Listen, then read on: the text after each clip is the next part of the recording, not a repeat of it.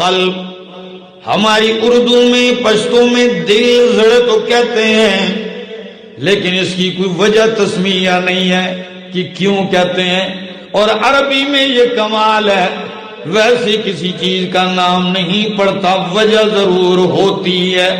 تو قلب کا معنی ہوتا ہے الٹ پلٹ ہونا، کیا؟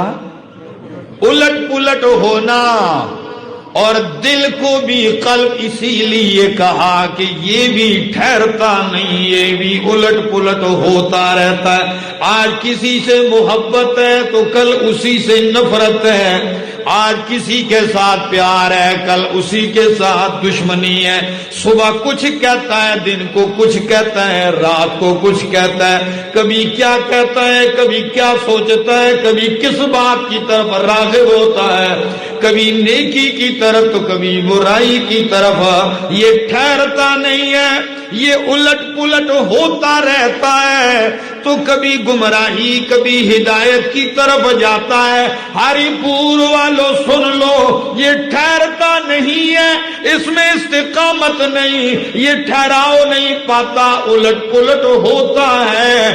اسے ٹھہرانے والی چیز ہے تو وہ قرآن ہے۔